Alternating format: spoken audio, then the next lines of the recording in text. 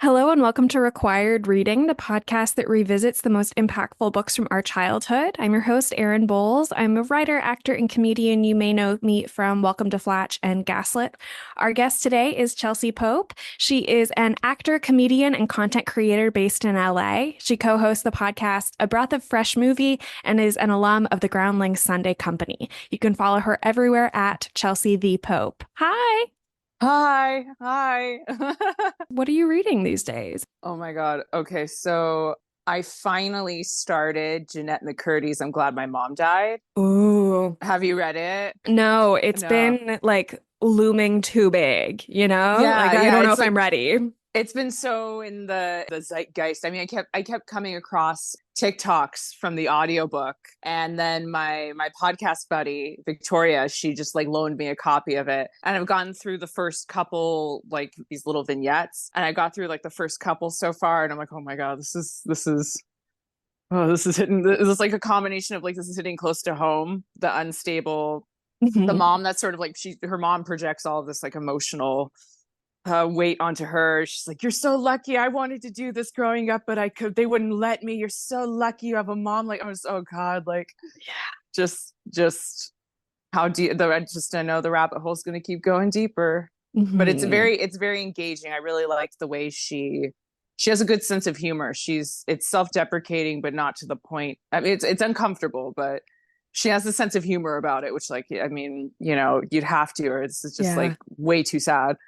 So, yeah, Oh man. there That's you a go. yeah. I mean, speaking of tough books, the book you picked for today is Ken Kesey's One Flew Over the Cuckoo's Nest.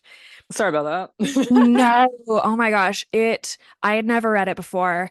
What an incredible book. I mean, It had a really big impact on me when I read it in high school. And got to say, I was looking at like the other books that you've talked about in your podcast with folks, and then seeing the list. And then I saw that book. I'm like, oh, this one's a little heavier fare.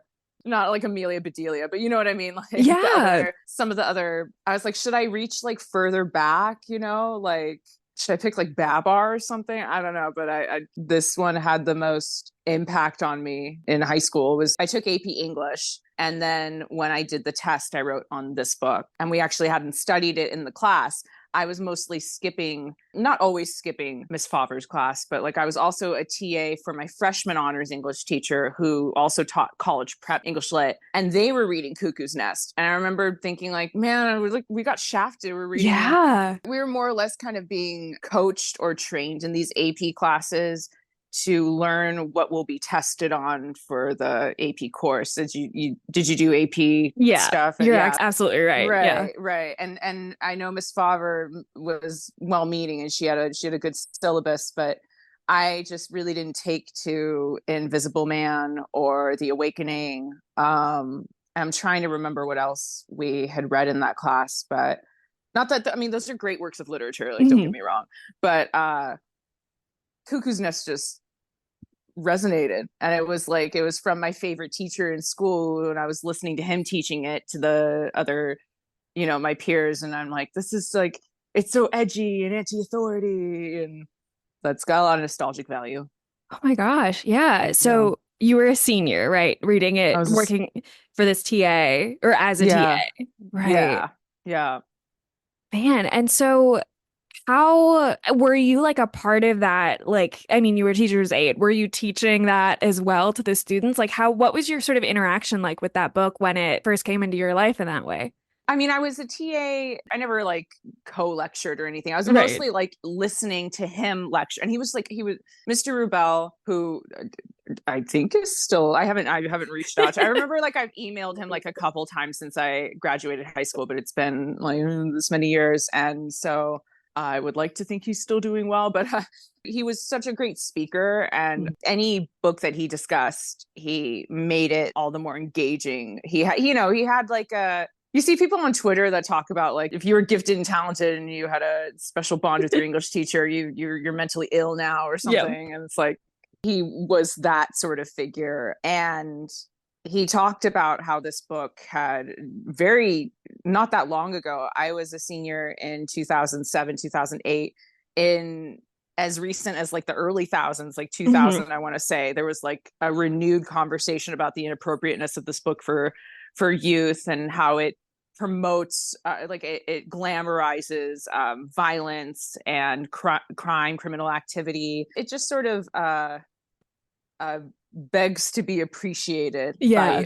by a youth that doesn't fit in, or is, our high school had bars. It still looks like a prison when I've driven by it, Oh. Mhm. so I don't know, there's it's an easy allegory to make, the psychiatric institution versus, insert institution here, and there's like a certain relatability to that. And so I found his lectures really entertaining because he was funny. He also showed clips from the film, which is actually pretty loyal to the Mhm. book.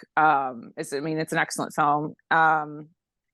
And I think that the combination of humor and like, there's just really great imagery that's written out from the perspective of Chief. And I was a very introverted high schooler, and I felt like I could really see myself in his character, and like Billy's character, the stutterer. There's the sheepishness and the shame that they carried, that was placed on them like an expectation that they Yeah. needed to uphold. So, but yeah, and as a TA though, I really was just like mostly sitting there, like any quizzes, I had the red marker for that Yeah. stuff. Mostly I just was an eavesdropper. Yeah. That made me an appreciator of that book. It's already a great book, and he made it that much more engaging versus like Invisible Man and The Awakening, that it felt so dry. And it's not to disparage my actual AP English teacher, but particularly Invisible Man, it's so laden with, and I don't mean this there's no way for me not to sound like I'm being like douchey or condescending, like, oh, it's just such obvious symbolism. Cuckoo's Nest has obvious symbolism. Like, the obviousness isn't the issue. It's just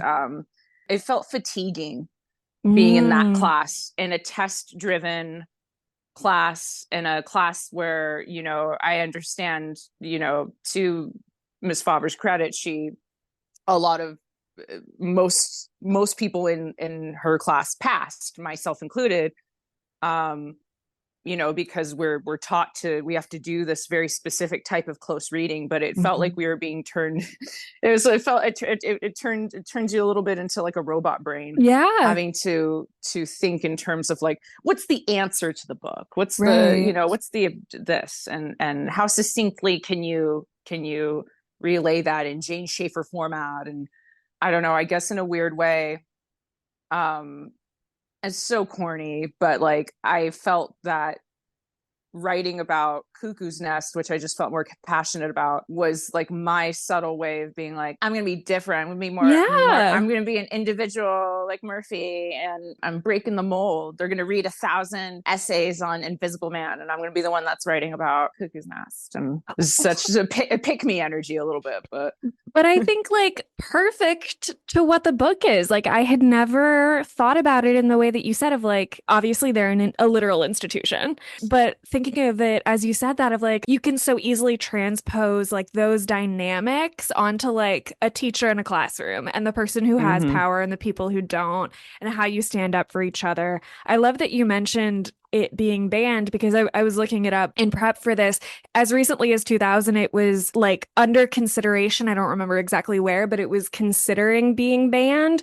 And I think someone from like the parents board had written, there was a quote on Wikipedia that was something like, teachers are free to choose what books they want. They just keep picking garbage. But you exactly said, like, teaching to the test creates those sort of robots, and that's the prevailing thematic structure throughout the whole book, is that Chief Bromden, who's the narrator, worked in like an Army Electric group, and is talking about how everyone is robots, and the mechanics and the machinery and the tubes and the pipes. Um, A+, Yeah. great job. 5 on the AP. Exactly. I tried. It felt like it just, I mean, I also like English was like, I was a bit of a snob about that particular subject, because it was the best, it was the one that I excelled at the most, Oh, me too. Yeah. yeah. So, I mean, I was not, I was so bad with math, with science, also just with homework in general. So if something didn't really engage me, which again, this book is it was more engaging. Maybe it's because certain parts of it are more salacious, maybe because it was a more relatable read. And I like stories about characters that are pushing back against a system. Like, there's something sort of playful is not the right word, but the camaraderie of people like in a rebellion. I mean, like, I like horror movies where characters have to band together to try to survive against like an overwhelming threat that they can't control, like body snatchers, or like, I mean, I like Star Wars, right? I mean, that's the most silly, like simplistic example of that. But I like characters that are underdogs, or just, the ragtag band of misfits type of deal. Absolutely. So I've seen the film. I think I've seen it once. And I think I think I slept through a lot of it, which is on me. And I'm like, I think I'm going to rewatch it in like 4 hours. It's coming up. But it is, I think, especially in the film, it's such an ensemble piece, and I think that touches it exactly like you're saying. I think you probably had like maybe one of the best ways as like a high schooler to get the book, in that you're in the class with like no pressure. Like, you don't have to take the test on it. You're not getting called on. There's no sort of stakes, in a writerly sense of it. So you just get to sit back and take it in. And I should have said this earlier, for any listeners. I mean, 8,000 trigger warnings. Like, it's one of the heaviest books. It is, and I was sort of. When you picked it, I was like, thank gosh, I'm so excited. Finally get to read this incredible book. And then I opened it and I was a couple pages in and I was like, oh, my deepest fear in life is being institutionalized. And I didn't think about that as we are here. That's a valid fear. That's a very valid fear. I mean, I think there was a Claire Foy movie, maybe called Unsane. Yes, I've seen it. Yeah, that one gets me. Also, Girl Interrupted it's a bit more saccharine in the film. I read the book too. There's something very scary about, you realize you're not doing mentally well for whatever reason, or maybe you get a quote unquote 5150 that you were escorted. You don't know when you're going to get out though. Like, you go when they say it's time to go. And it's not necessarily like, how do you measure what sanity looks like? How do you measure what being of sound mind is? And there are a lot of very irritating, triggering, disturbing things that can happen in an institution. And it is very unsettling, the feeling of, I'll just rip the Band-Aid off. I was institutionalized for a couple of weeks in college. It was a bad year. I didn't know when I was leaving, and I checked myself in. I was very depressed and I checked myself in.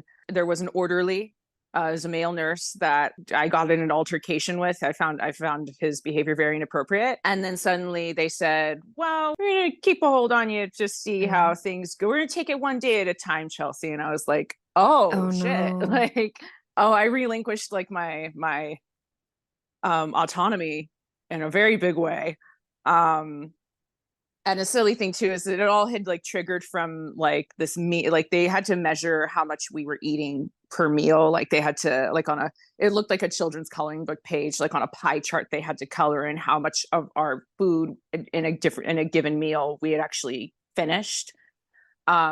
Which just, again, it's like this standardized, what does sanity look like? What does functioning human look like? Oh, did they eat all the food on their plate? Did they go to bed by 11 without a trazodone? When they were given sunshine time, did they go in the sun, or did they sit under the awning the whole time? They're really like very simplistically. It's just, it's very scary and weird that, because then once you figure out like, oh, I just have to go and walk around in the sun this amount of time, I gotta eat the X amount of food on my plate and do this thing. If I make my bed every day, they'll see that I'm, got my ducks in a row and they'll let me out. That doesn't mean you're all better. That doesn't mean you're sane. So the measurement, how they measure, I shouldn't say this is a blanket statement for all institutions, but certainly, like, from personal experience, and also very much so in this book, you see that a lot of these measurements are arbitrary, I would say. And not necessarily to the betterment of the individual. Oh my gosh, yeah. And thank you for sharing that. You didn't have to do that. I really appreciate that. But it's like that personal resonance thing, Exactly. I mean, just on first blush, it sounds horrifically infantilizing, and that can't help in any measure. 100%. Yeah. 100%. I mean, it's like I went in thinking this will be good for me. I'm really not doing well. And then like night one, it's like, oh, you didn't finish your food. I'm gonna have to mark that down. I was like, Right. this is, I don't want to live like this. Yeah. Um, yeah, I mean, I don't, I was like, what was I thinking it was going to be like a spa vacation or something? And but you know, it's understandable why people in crisis, um, are very reluctant to turn themselves in that way, understandably so. Mhm. This book Yeah. is really not that inaccurate. Like, um, so Yeah. that's, yeah. Anyway, that's my all my background significance on hence why this book Yeah. is resonant. And I think that's such Yeah. a like a chilling moment in the book when later on you find out how many of the men there are there voluntarily. And it's Mhm. it's almost everyone. And there's a beautiful moment in the end with Harding where the opportunity is presented to escape and he says, "No, I want to leave on my own terms. I want to be able to control that and to prove to other people that I was able to do that." But I mean, some of the best characters I've ever read. Yeah. Like you said, there is a very much like whether or not you are sane by whatever definition, to succeed in this location is to follow the rules that are presented. Yes. Yes. You're playing a game. It's also very relatable, the idea of all of these restrictions as comforting. If you don't know what to do with yourself outside of being in an institution that tells you when to wake up, when to go to bed, it's like there's a very codependent relationship that comes from that. It takes an ensemble to capture that dimensionality. Like, Yeah. It's a fascinating sort of crossing of paths between McMurphy's trajectory. The understanding is he comes here because he basically wants an easier sort of sentence than mm, being in prison. he's not And wrong. well, who can blame him?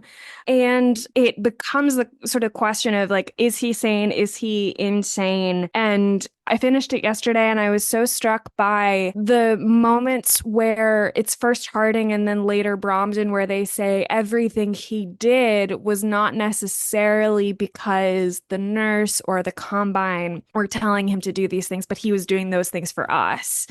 And the scenes in which Billy has died and they're sort of deciding what to do with McMurphy, and ultimately he gets lobotomized, where Bromden is watching it happen and say sort of like he's like dead behind the eyes. He has been since he was electrocuted. Those are some great moments. Like when they're returning from the fishing trip and he's looking at him in the rearview mirror. And there's a line, something like, he knows that this is a fight that he cannot walk away from until it is fully finished. This is something that you cannot beat. It just beats you. And it's just a matter of how long you keep going towards it, and that he is on this inevitable path. And it's just like, I think my experience on this podcast is like the better the book, the harder it is to talk about because I just keep going Yeah. like, man, that's so good. That's so great. Yeah. You're just like, oh Uh, man. Yeah. Yeah. It's a classic for a reason. I Yeah. know. I get It, that. So I was looking at just the Wikipedia pages about this 20 minutes ago. And it said that Ken Kesey, the author, worked as a night shift orderly in a veterans hospital, working with mentally ill VA patients, and volunteered for MK Ultra to take LSD and record effects, and speaking to patients while he was on LSD, and wrote everything down, and ultimately became the novel, which was wild to me. And then sort of didn't interact with the movie a lot when he found out that the movie was not going to be narrated through Bromden's lens. It's very like the author versus the Mhm. director of like the Shinings, the Stephen King, Stanley Kubrick. And I don't know, you gotta, when you give up control of your baby and how that goes. I mean, it would have been to frame it through Chief Bromden's perspective. And I think in a lot of ways it is in his perspective. Yeah. I think they do the best to marry that in a way that I think would be easy to follow cinematically. I think like for like the purposes of a novel, reading it through his Mhm. perspective, it tells one story. And then I think through the other perspective, it's like I feel like there's sort of this baton passing that happens Mm. with the film where you have McMurphy, or well, really you see the start of the film is like you see the setting pre disturbance, and Right. then you have McMurphy enter it and how it's changed. There's a hole blasted through it at the end, Yeah. and then Chief runs away with the story. I think he kind of I'm a fan of both works. Mhm. And I think that I think that the trying to film that through the perspective of Chief, like there's these abstractions in how he perceives the world. There's all these exaggerations and the way he looks at someone like Nurse Ratched. It would be almost overstimulating. I Yeah. think like seeing it cinematically and seeing the institution just at first glance, it's just, they're playing elevator music. Everybody's pretty docile. Nurse Ratched, like she looks perfectly pleasant, Mhm. but then when the narrator's describing her, it's like she was this plastic doll with these huge boobs and her nails and her lips are so Mm. red, and like it's a different flavor. I mean, the book is Yeah. incredible, but so is the Mhm. film in different respects. I like that you're unsettled, but it's seemingly innocuous what's going on Right. in the institution in the film. I think you're so right. I think the language of this was so surprising to me, not just in the story that it tells, but in the way that it does it. The descriptions are so vivid. There is this incredible like tautness to all of it. It is so Mhm. stressful. It is so, Yeah. and I think it creates, even though it has those really big moments of walls sliding down and seeing all of the wires and the things that he um I mean, it feels like insulting to call them delusions, but that is, I think, by He's definition, seeing what they you are. could say Yeah, visions, I guess, yeah, but yeah, that's what it is. it's what it is. He's not seeing objective reality. Mhm. Yeah, um but it would almost I feel like it's like too many layers to try to capture that right. on film. I don't think it would be impossible. I'd be interested to see an adaptation that attempts to faithfully get into the mind of you know uh he's schizophrenic, or he's some form of Yeah, I think the word that they attach psychosis. to it is schizophrenia. I don't know if Yeah, like through if that's really, 2024, yeah, that would be versus 1960s, it would be hard to pinpoint that. I Mhm. think it reminds me of those drawings that, what artist was it, maybe not Ken Kesey, but there's some artist that's like he's on increasing amounts of acid or something, and then Mhm. he's drawing portraits of himself, and they start to become more and more like outlandish and fantastical looking. And I'm imagining like a Cuckoo's Nest film through Chief's perspective. I'm like, would the whole thing just look like Right. one of those ladder drawings? It'd be like, Yeah. just, would it be like Yellow Submarine where it's all animated? I don't know. You're making me remember there was the book and the movie, and in between there was a play. I don't know if I would ever like want to take on as an artist or whatever, making a movie of Cuckoo's Nest, but staging that would Yeah. be so fun. You could really bring some of those things to life. And again, I have like almost no memories of the film. I think something fascinating about this novel, having it be through Bromden's perspective, is talking about the process of white people coming in and trying to build, I think it's a dam in Yeah. this historic not like fishing location, but where his community would catch salmon, and talks about his father and this idea of size, of bigness, Yeah. which I think is maybe to me the most incredible sort of discussion that I got out of it Mm. was well, so looking in Bromden, it's like, how do you there's an incredible scene where three white people come to talk to his dad about like trying to buy his land or give up his land in order to turn it into this other thing. And these three people, none of them register that this child Bromden is there. And so thinking of it, it's like, how can you not lose a degree of sanity when that is how the world is Yeah. treating you, you You're know? being dehumanized, and you're immediately questioning reality. Like, wouldn't I Yeah. be perceived as a person? I am a person. Right. Yeah, I mean, you bring up a great point with Chief being Native American and like psychiatry in general. I'm far from against it. Therapy has been good for me. Psychiatric treatment has been Yeah. good, but it's been a very flawed science for a number of years. And so imagining psychiatry as sort of this the white scholar coming in and sort of plowing down native spirituality and putting rigidity to it. And it's like the concrete building on top of the sacred Indian ground, Hmm. it's very, that's sort of like that on the nose type of symbolism. I feel like I must have said some bullshit like that in my APSA, but it's very integral to the story that he is easily the most important character. Hmm. McMurphy's a catalyst, but what Chief is representing and his submission, being rendered submissive, powerful Yeah. stuff. He is in the army. I think there's an incredible chapter. I think I wrote it. I was going through my notes. It's chapter 27. But when he undergoes ECT and as he's sort of coming out of the fog, I mean, it's an incredible experience. But when we go through that with him, it's all through the lens of what he experienced in the army. It's like air raid, and the language in that specific chapter blends. Like that's where we get the nursery rhyme of One Flew Over the Cuckoo's Nest in this game he played with his grandmother.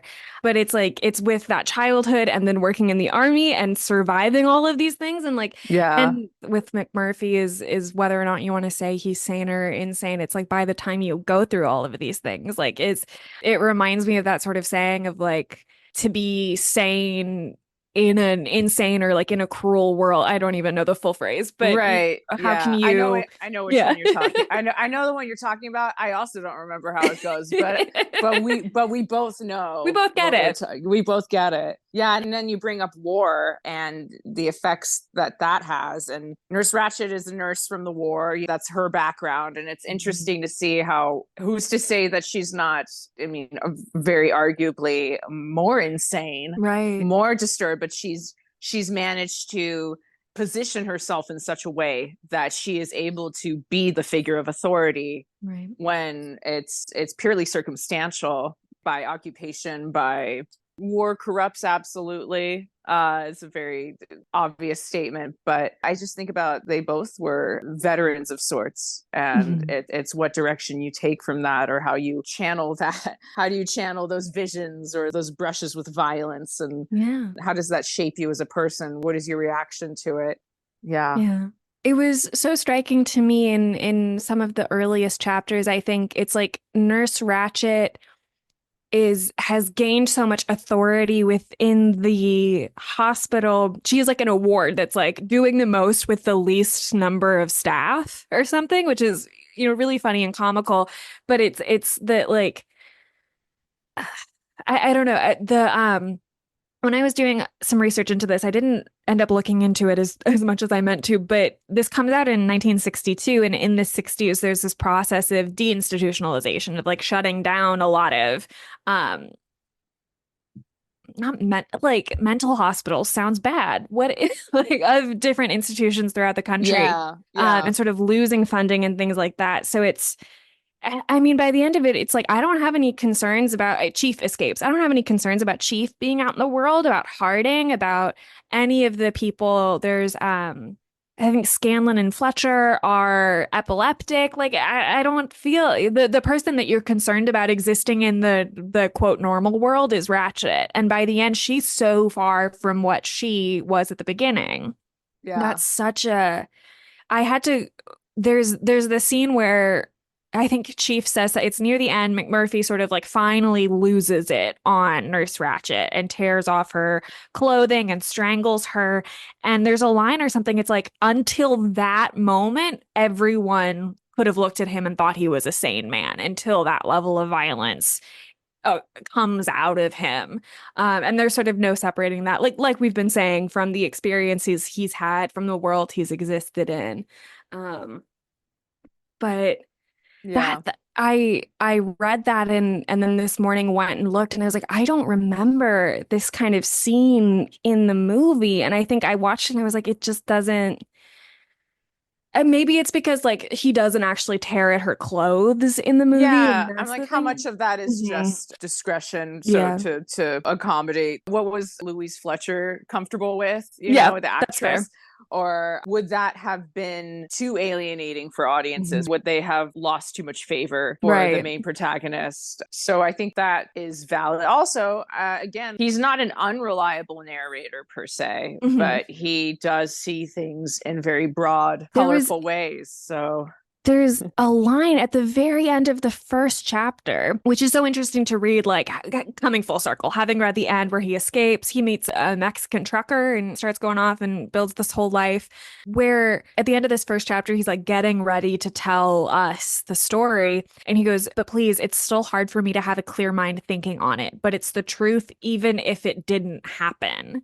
mhm. Even now, I'm like, I don't know what to do with that because then it's like, if you want to get really crazy, you It's a could be like, great line. yeah, was It's a McMurphy great a line. figment of our imagination? He wasn't, probably. I don't know. Yeah, That's like yeah. not a reading of the text I'm particularly interested The in. real McMurphy was the friends he made along the way. Exactly. Yeah, yeah, yeah. I mean, so I think that is something to consider as far as yeah, well, like what is truth? I know I definitely remember that being a big that my teacher or Mr. Rubel reading like that line, and it's like, whoa, you guys, what does that mean? Can we can we trust him? Can we trust any authority? No. No, no. So yeah, I don't know. I don't know. I think it's moments like that, and that just those little kind of mini mic drops that he does in the book. And I love there's that little vignette he talks about his characters who's like a drunk Santa basically Yes. coming in, and he's jolly and drunk and this and that, and then he's not. Mhm. And then he's not, and he's sane. He's quote unquote Mhm. sane, but he's certainly not jolly. And you could find a toxic takeaway or two from that if you yourself are an addict or alcoholic. But I think in the greater themes of, it's simply what society deems as out of sorts. That's what gets you put in. He was perfectly happy and jolly and doing just fine, and Mhm. then I don't know. There's also the idea of like, if Santa did get taken into an institution, Yeah. he would no longer be a jolly man. The joy would be taken. Christmas would be ruined. You have to have this playfulness about you and your approach to life in order to make living out in the world more palatable, Yeah. to make life more livable. Mhm. Yeah, yeah, Yeah, he touches on that exactly in the fishing trip. I don't have the exact line, but yeah, there's a moment where like Chief has injured himself fishing. I think Candy has injured herself fishing. And it's like, there's something about like McMurphy didn't let the pain outweigh the hurt in the same way that he couldn't let sort of the pain outweigh the humor in the same way that the humor couldn't outweigh the pain because you can't survive the pain yeah, without the humor. Um, yeah. yeah, there's so many just wonderful like little nuggets that just like you said, like mini mic drops that just keep coming one after another. I love it. And it's like, and then too, with that kind of approach that McMurphy has, he makes me, I also love stories and characters that are like Don Quixote types. Yeah. They're clearly fighting an unbeatable battle. The odds are so stacked against them, but there's this like unwavering or maybe only slightly wavering determination to do what's right, or to have a good time, just trying to thwart off the inevitable darkness that's out there. I like those sort of beacons of positivity. It's the call and response to nihilism, choosing to care and choosing to fight against it, even though the wheel crushes all. It's like, I think Yeah. it's very noble. It makes McMurphy sort of, weirdly knight-esque figure that way. Absolutely. What he does for his cavalrymen. Yeah. He Yeah. comes and says like none of you are beyond saving or beyond humanity or beyond human, and just brings all of that up to the front. And there's so many, like, I think the time I watched it, I did a little summer program when I was in high school at NYU about screenwriting. And so I'm pretty sure we watched this in class as like just a really tight structure. And it is. And there's like, it's so crisp and succinct, and there's so many good little moments of like small change of by the end, when McMurphy attacks her, there's a moment from Bromden where like he sees a level of terror on her face that means that none of us will ever be afraid of her again. And there are those Yeah. tiny moments of like at some point Harding hears, I think it's when McMurphy is up on Disturbed, that like he like pinched her ass or something. And so Harding gets a little line in, and it's a little thing here and a little thing there that builds up to this perfect. I mean, there's such great moments of turning. There's those great scenes when they're in group meetings that I think really touches on some of the biggest themes of like tearing everyone down versus standing up for each other. I think Absolutely. when Billy finally gets cornered just before he kills himself, he starts turning. He says, "They did it. They called me names. They did it." Which, God, it's so awful, especially Billy dies. And then someone, maybe it's Martini, turns to McMurphy and says, like, "We don't blame you." And Bromfield says the same thing, like, "We don't blame you." And in the narration, it's like, as soon as I said it, I wish I could have unsaid it. It's just Yeah. fantastic. Yeah. It's very emotionally wrenching, that scene. Truly what eclipses all of it is just like the most violent thing Hmm. is just that moment when Nurse Ratchet's like, "What will your mother think?" Just knowing in war terms she dropped a nuclear bomb. I feel like that is really the inciting moment of violence in that scene. It's just knowing someone's vulnerability, knowing all of their vulnerabilities as well as she does, and to say the most. She's not thinking, "Oh, I want him to end his life," but she is damage at all costs. She does not care in that moment beyond winning. She's so concerned about maintaining her authority, she decides she's going to drop the bomb. And so I think that's the most, I don't know, it's like easily the most devilish thing she does in the whole book for me. Or, she's I'm sure there's other other moments to challenge Yeah. that, but there's quite a few. But that, it just makes her so like deliciously evil in that way. Not in Yeah. a gut. She's so just like, he really nailed the wickedness Mhm. of that level of condescension and control, the utmost extreme of that. It's Yeah. control. They don't say it often, but they say it a few times of like this game between McMurphy and Ratched. Ratched is always going to win. She And always has that's, all the power. She can go home. yeah. She will Yeah. never run out of cards. Yeah. Yeah. And in that moment, she just pulls like that desperate act. It's so casually cruel, Yeah. just to win, because it's all a game. These aren't real people to her.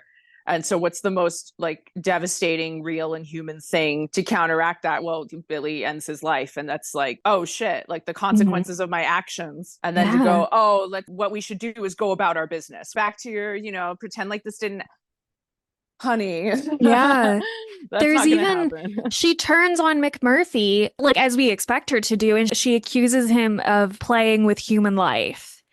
And I think at that point, I was like, oh, yeah, maybe like McMurphy has this incredible power. I start like drinking it, I start buying Yeah. into it of like, yeah, McMurphy is like playing these games with these unstable people and like has gotten them so invested in himself that now, and it's like, no, he is She's absolutely exactly. projecting and Hmm. gaslight. That's it. I mean, this is like the same, like just like the movie Unsane. Hmm. uh or also this happens in Girl Interrupted to a lesser, like I think Girl Interrupted is not the best, unless you want to look at it as more of a contrasting narrative where Hmm. like uh the institution actually helped her kind of thing. But like Right. the idea of being told, well, that's, well, you're the patient, Hmm. so if you're disagreeing with me, it's because you're being irrational. I'm Right. not the patient, so by default I am more sane than you because I am not the one that's in the scrubbies or the grippy socks. The grippy socks. So anything that you say that is in contention or is against me, well, you're just fucking crazy. Yeah. Yeah. So how can you possibly beat a system in that way, even no matter how hard you prove that you are good, that you are sane or what have you? Not that McMurphy was necessarily doing that. He was constantly pushing against it. But it is more or less feudal. If you want to play by the rules, you have to become like a robot. Yeah, like you said, you just have to learn how to push yourself down enough in order to survive until someone, it's so arbitrary. Like someone tacks on this idea that you are sane because you have been able to eat the food on the plate, Exactly. Yeah. Exactly. It really is silly, honestly, at times, and I don't want to disparage how that it has benefited or been a necessity to many people.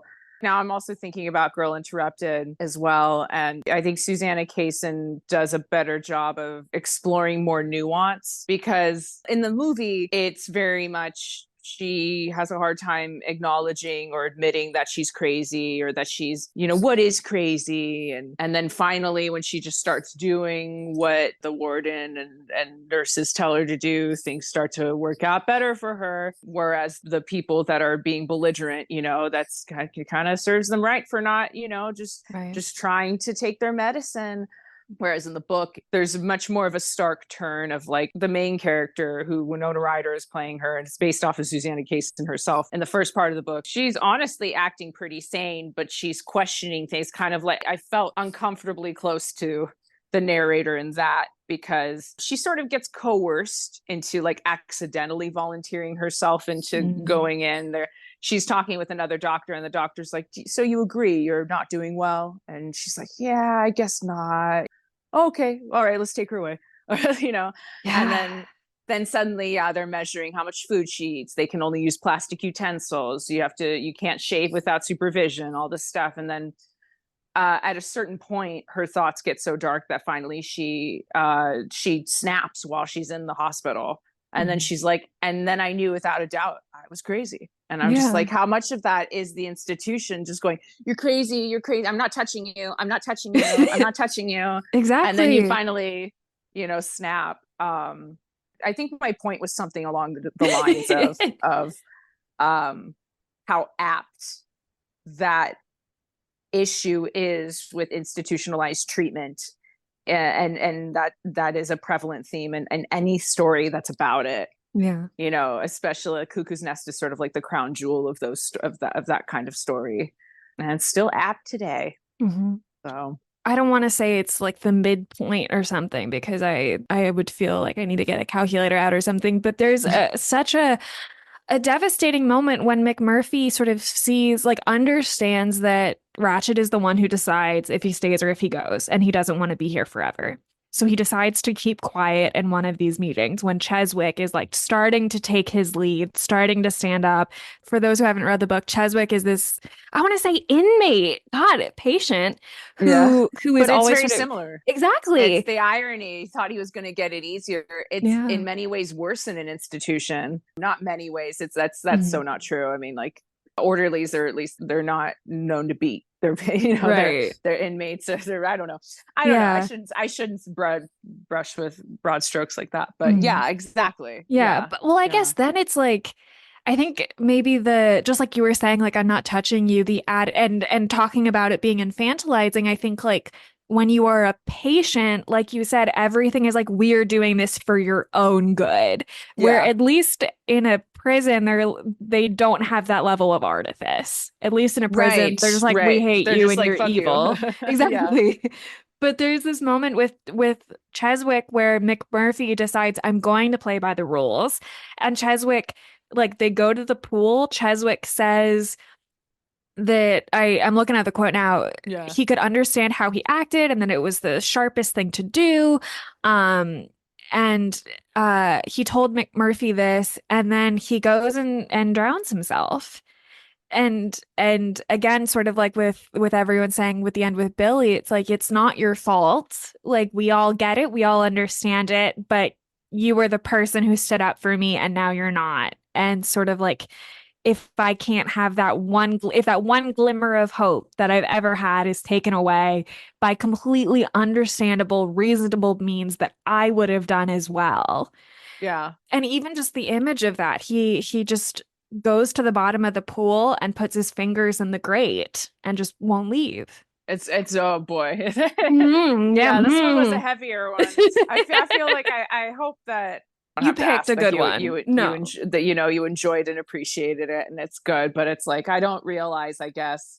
It's kind of like even when I'm like I casually like if I bring up something like going inpatient at one point, I'm like I ought to perhaps be more mindful of the weight of certain subjects, I guess. Mhm. But I'm really grateful that you took to it, and I guess I didn't think you wouldn't, but like, I just like now that we've Mhm. just discussed it, and I'm just like, man, yeah, this was pretty dense fare, even not even for high schoolers. I don't think that Mhm. we shouldn't handle high schoolers with kid gloves. I think Mhm. this book had a lot of value and was very special to me because I was at that age where I felt that I was not taken seriously, that I was invisible, that I was being told that I'm wrong for having very human feelings and experiences. So, Yeah. there's violence and there's criminal activity galore, parents, Mhm. but it still has like extremely high nutritional value just the same. Oh my gosh, yeah. I Yeah. think reading it the whole time I was like, what is her story with this? How did this come into your life? Not all high schools are teaching Mhm. Cuckoo's Nest, that's for sure. I think a really intelligent choice on a teacher's part because, like you said, it has that great nutritional value, but it's also like sex and crazy people and all of those things that like uh will make you. I think like the best thing maybe for an English teacher is when your students are in like math class or something and they'll be like, you will not believe what is going on yeah, in this book. That must be like a good sign for an English teacher. And I think I this think is like, so. yeah. And it had personal value to him as well, I think, because he did love Ken Kesey. And I never got into reading his other stuff. But Mr. Rubel, he was also like he had been in the army. I don't know what war he would have fought in, but he had been in the army. He'd grown up lower class. And the army is what helped him afford to like go to college to pursue academia. And I think that this had that personal resonance. And he's somebody who had like a lot of who seemed like very like wise about life to me, and I Yeah. think because he was, and so it was a very like high recommendation coming from him for me to read this, to go and read this book on my own, Right. even though I didn't have any assignments for, I was just a TA, I didn't have to read it, I wasn't actually in his class, I didn't have to actually do anything for it, but Mhm. it carried a lot of, I think, good life lessons, Oh yeah. or good perspective, challenging bits. Yeah. Yeah. There's this great moment when Chief reveals that he can hear and can speak to Mm-hmm. McMurphy. And they have this conversation about bigness, but they also have this conversation, or Chief does internally, about sort of like what makes McMurphy, like why is he the one? Why is he capable of all of this? And the line is, he's what he is. That's it. Maybe that makes him strong enough, being what he is, that he's not going to let them twist him and manufacture him. And yet he kind of does. Like, there's also this idea from Bromden of, here it is. I was just being the way I looked, the way people wanted. I don't seem like I ever have been me. How can McMurphy be what he is? I think that was so jarring and like they don't even really spend a lot more time on it in that way. I think there's a moment later where they're in the dorms, they're supposed to be sleeping, and Bromden says he wants to reach out and touch McMurphy. And there's a line where he goes like, "Well, maybe I'm gay." And he goes, "No, that's too simple. That's too easy of an excuse. Like, I just want to touch him because he has the wherewithal to like be himself." Yeah. And that Bromden has always sort of been what he has been told to be. And I think that's because like he is also Harding gets on this great thing about shame in one of the final chapters, in that like final like sort of party sequence of like the great societal finger pointing at you, I think is the line. And it's that like there is no room for individuality, even there is no room to discover what that individuality might ever even be, you Yeah. know? Yeah. He's the closest sort of representation of it. Um, but yet, as we see what happens by the end of the book, McMurphy cannot live in a world like that. Yeah. You cannot win. You cannot maintain if you want to survive or you want to even thrive in an institution or just in society. You have to conform in ways that go against your he's self-assured. Like, I don't know, I've met Yeah. people in my life who have that seemingly very secure, like strong sense of self, and yet everything around us is always telling us to question Mhm. ourselves, not outside of us. Don't question authority, don't question the world and why it's run the way it is. Question yourself. It makes him this sort of, like, I understand that like there's this compulsory thought of like, I want to touch him, like, is he real? Like, it's Yeah. like almost sort of that line of thinking like is very relatable to me. Oh, absolutely. Yeah. Yeah, yeah. Harding says it first, and then after Billy dies, Bromden says it. But he goes, there's something else that drives people, strong people like you, my friend, down that road. It is us. And I think that's like, I think it's frustrating because like we don't know, frustrating but purposeful and like not a criticism, that we don't really know McMurphy outside of the hospital, you know? Mm-hmm.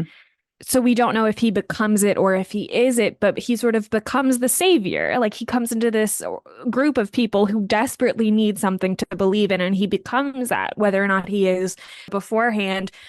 And like we've Mm-hmm. both been saying, there's no way for that to survive with these institutional pressures. And then and then I circle back to, is McMurphy Yeah. really real? Did he was he ever there? He was. I choose to believe he was. Oh And yeah. also, I think he got put in the institution for a reason, because he also, his brazen selfhood, let's say, leading to criminal activity, Yes. he was ejected out of society for that, you Exactly. know? So it's very believable that he did exist in the real world, the overarching institution of Hmm. this reality that we're forced to live in. He had to be contained as a result of Exactly. that. So I think Yeah. that, like, I think just him showing up gives me plenty of reason to believe that. Yeah. Yeah. That he Yeah. was doing the same kind of, society does not like a rabble rouser no matter where they are. No matter Uh, where they are. Yeah. So So, he goes, so first you send him to the army, and then you send him to prison, and then you send him to the institution. And the institution is the place where they have the ways and means to lobotomize him. yeah, And finally, that's the final stop. And it's yeah. like, yeah, that's, you're either gonna get in line, or Yeah. you're gonna get realigned. I don't know. Yeah. Well, no, Yeah. it's such a devastating Um, spoiler for a book that came out 60 years ago, but Chief suffocates him, and he Mm. starts crying and sobbing. And I think it's Scanlon, one of the only remaining patients, says it's such a hard moment.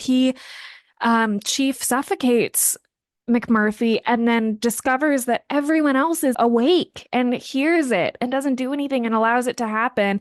And then Yeah. says, take it easy. Like, it's okay. You did the right thing. You did the right thing. Someone even says, is it finished? And Yeah. For him to it, have continued living while lobotomized, that's so cruel for them to see him as a daily reminder of, this is what happens when you fall out of line. Mhm. And like, it's like, oh, I want to remember you for how you were, not how you are. Like, Exactly. the longer he were to continue to exist in that state, and day by day he's just, well, yeah, we used to have fun, and now this Yeah, is what happens if you fall out. Like, that constant visual, like, exactly. understandably, he's Mhm. better remembered for who he Yeah. used to be. They wheel him in on a gurney after he's been lobotomized, and I think it's just three of them circle around who are still there, and they're like, that can't be him. Like, again, they bring up the idea of like, he's too small. His arms are too small. Like they can put tattoos on anyone. That's not really him. That's not really him. And there's some They fully like stripped him of his identity. Like he's no yeah, longer he already died. Like exactly. And yeah.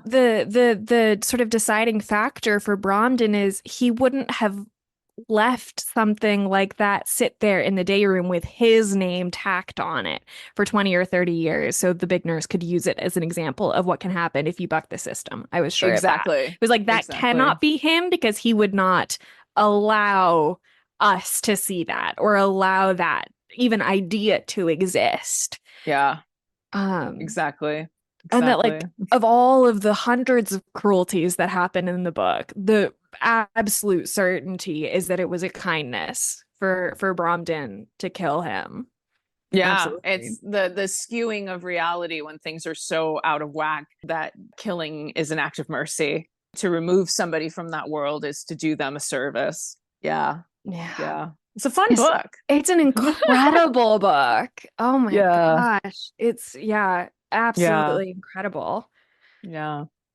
At the end, Bromden, oh, I'm gonna do such a bad pun. He flies the coop and Yeah. The cuckoo flew over the nest. he did. Yeah. It's just a treat to revisit Mhm. this because I don't know, I hadn't thought about it in so long, and yet it has been a book that, increased exponentially in its relevance, over the years as I've gotten older.